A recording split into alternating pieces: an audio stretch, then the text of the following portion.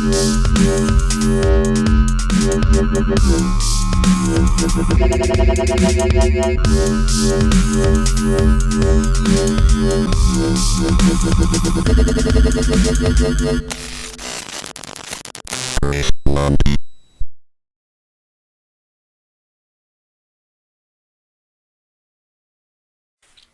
everybody, I'm ChrisLody. Welcome to this XFM tutorial. Today's video started off as a kind of a conversation with one of my viewers. His question was, can the XFM do Formant style dubstep bass sounds? I didn't actually know this until yesterday. Yes, it can. It can do quite a good job of it. I had to research how to make this sound through the power of the internet. So yeah, that's what this video is all about. So in case you notice some of the tutorials a little bit over descriptive in places, the Liven series has attracted the attention of some visually impaired users, so I'm going to try to make this tutorial accessible too. So I'll be describing the position of some of the controls as we go through, and just sort of the general position that the knobs need to be set physically. So to make this Formant bass sound, we're going to build two patches in the edit mode. One is just going to be a tiny little bit different to the other one. We're going to build one sound and then I'm going to save that and then edit the second one to make it just slightly differently. And then we're going to load those two sounds into the XLFO synth engine on the pattern edit mode. We're going to add a little bit of bit crusher and a bit of filtering to get our wobble sort of sound.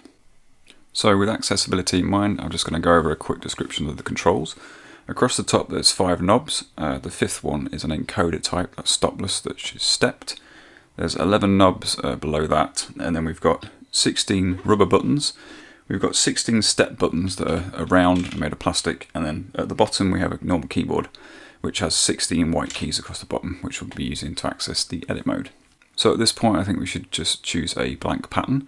I've currently got the factory bank selected and the first pattern. It sounds like this when we play. So we need to select an empty one. So we need to press pattern, which is rubber button 14, and then choose a fresh bank. So we use banks. The bank buttons are rubber buttons 9 and 8. Sorry, 8 and 9 to go up and down. So if we go up, this is bank 2. We press step number 1. That is a pattern that I've made. So if we go again, pattern, bank up, step number 1, this is a blank pattern. So just hearing the default brass sound that plays. So now we've selected our blank pattern. So we need to get into edit mode. So we hold rubber button 2 and press key number 2, and that then asks us to select a bank and sound to edit in the same way we just chose a pattern.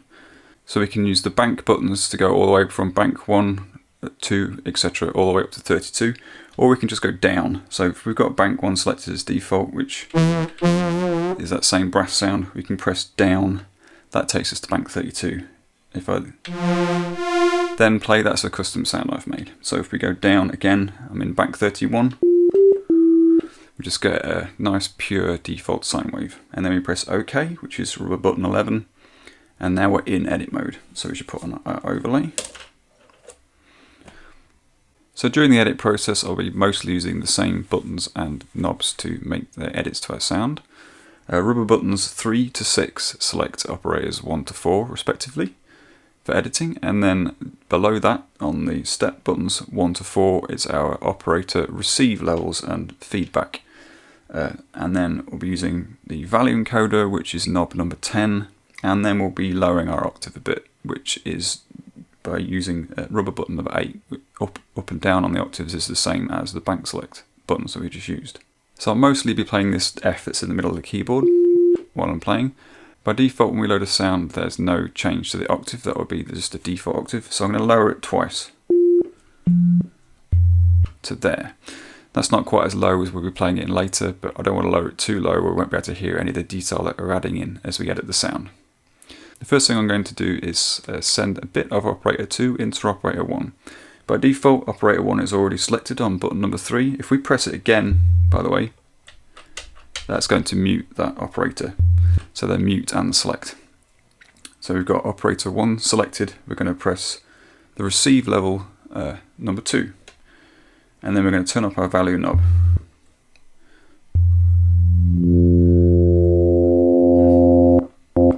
Which which is going to do that. Then we're going to raise the octave of operator 2 to setting number 2. So we select operator 2 and then we press the ratio button, which is step number 5. And then as we turn the value encoder, we're going to find that the octave changes. So we run it on 2. So all the way down at the bottom is 0.5. One notch up from that is 1, and then we want to be 1 above that, which is number 2, which is there. So I'm just going to mute operator 2 again, just so that we can hear what we're doing with the others. So as we play and then we press that operator 2 button again, we're just going to go back to that sine wave. So select operator 1 and then receive level 3, so step 3. Then we're going to turn our value encoder up to influence operator 1 with operator 3, so it's going to sound like this. We don't want it very high, we want it to be about a sixth of the way up, which is about 20 out of 127. And then we're going to send some feedback from operator 3 into operator 3. So we select operator 3 on rubber button number 5, and we already have our receive level set up, so that is sending 3 into 3. We need to turn this into triangle wave. So we turn our value encoder past the middle up to quite a subtle amount, about 30, which is 2/3 of the full value of the knob. Just getting a little bit coming there. Now what we need to do is raise the pitch of operator 3. So we've got operator 3 selected, press our ratio button, which is step number 5, and then we're going to turn it way up. We need to be 26. 32 is right at the top. It sounds like that. If we back off,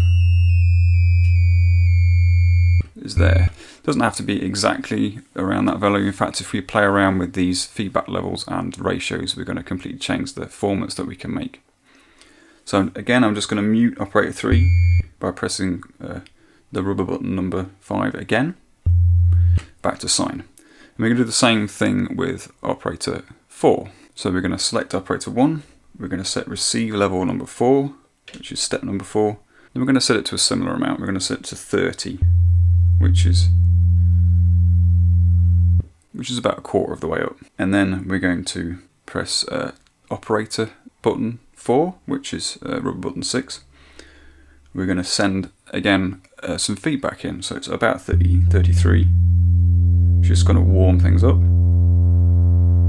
And then with operator 4 selected, we're going to press the ratio button, which is step number 5, and we're going to turn that all the way up to 32, which is there. So then if we press operators 3 and 2 again to unmute them, we get that sound. So if we select operator 1 and the receive amount operator 2 below on step number 2, that is going to form our wobble bass sound. So I'm just going to turn that receive level all the way up to 127, which is the top, and I'm going to press OK, which is rubber button 11. And that will say save on the screen briefly, and then we are prompted to select a bank and sound that we want to save it into. So currently we have step 1 selected, and that's as good a place as any. So I'm just going to press OK again. We'll be prompted to name this, but I'm not going to bother doing that. I'm just going to press OK. And then we are dumped back out into pattern edit mode. I'm going to go straight back in to sound edit mode by holding rubber button 2 and pressing key number 2. It will go back into the bank we originally had selected, but obviously the octave's now changed. I'm going to select step number 2. We're back to a sine wave. Then I'm going to press OK. I'm then going to copy that sound in that we just made a minute ago, which is done by pressing rubber button 14. We pick step 1, which selects sound number 1 from the bank we just setted, which is that, and then we press OK, which is rubber button 11. And now we've just copied that sound into our buffer for editing. And I'm going to go into operator 1, which is already selected. I'm going to press receive level 2. I'm going to lower that modulation amount all the way down to the bottom to there. Then I'm going to save that again into step number 2. So press OK, and we're prompted to select a slot which is already set to number 2, and we press OK. It will ask us to name it, and we can just press OK again. And now we are back in pattern edit mode, so we can take off our overlay. So back out in pattern edit mode, our default synth engine setting is XLab, and we need to change that to XLFO. So we hold function, which is rubber button number 2, and press step number 1, which is synth mode. XLab will be displayed. You press again, Xform is displayed, and again XLFO is displayed. So we need to edit these settings for XLFO. These are done with the 4 knobs across the top, although we actually only need the first 3. If we play a note, we're going to hear this. So if we turn down knob number 3, you can hear what's going on a bit better. We need to change the bank for both knobs 1 and 2. We do this by holding shift, which is rubber button 1, and turning those knobs all the way up. This will take us to bank 32. If that's where you saved your sounds, then that's great. If not, then you'll have to find the banks that you saved them in. So I'm going to that. So for me, that's bank 32. If I turn it down 1 notch, I get to bank 31. So I need to do that for both of them. And there is our sound. So the sounds within the banks are selected using the same 2 knobs without holding shift, but by default sounds 1 and 2 are the default settings, so we don't need to tweak those here.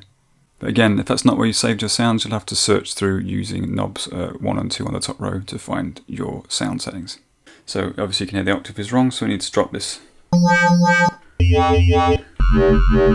I'm going to go down to there. So that is our Formant Growl bass sound.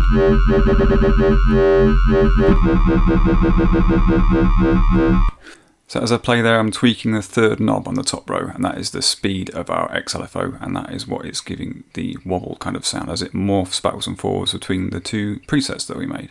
One thing you might want to do is change the voice mode. So currently we're in polyphonic mode. That's probably not what you want. So we're going to hold function again, rubber button 2, and press mode, which is step button number 5. Polyphony is displayed. Press it again, we get to monophonic mode, and then once again it gets us to legato mode, which is going to mean that we can only play 1 note at once. If you want to add a bit of glide in, we can hold function and press adjust, which is step 6. And then an amount will be displayed on the screen, which you can alter with the value encoder. So as we play and we turn this up,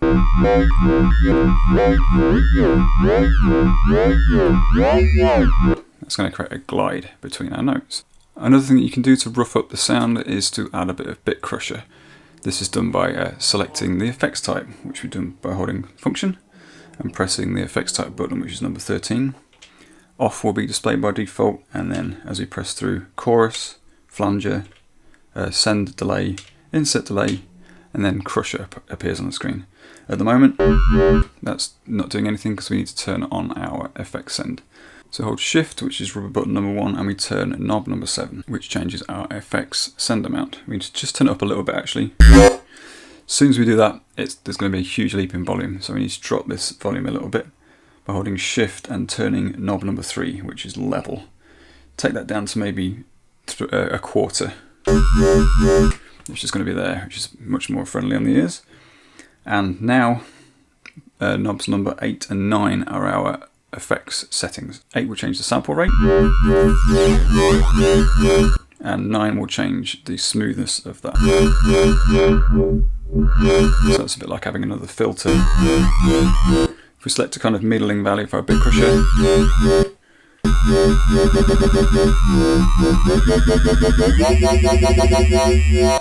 that's going to add loads to our growl bass sound. Now also we can add an analog style filter. We do this by holding function and pressing the filter type, which is step number 2. Off will be displayed by default, and once again we'll select a low pass filter with a rise and fall envelope. I'm not going to set up the envelope here, I'm just going to tweak it by hand. So cutoff now controls the cutoff for the filter, which is on knob number 1. You might want to lower that resonance a little bit, which you do by holding shift and turning cutoff down. Maybe make it about 10%, something like that. That's just going to smooth things out. So that is our growl bass sound. I really hope you found this tutorial useful and helpful, and my descriptions weren't too messy. I'd also like some feedback on the accessibility element of the tutorial if you found my explanations useful and I didn't mess up too much. Obviously I'm not visually impaired myself, so I'm not too sure. So yeah, some feedback would be nice, thanks. So yeah, really hope you enjoyed it, and I'll catch you again in the future. So thanks very much for watching. Cheers.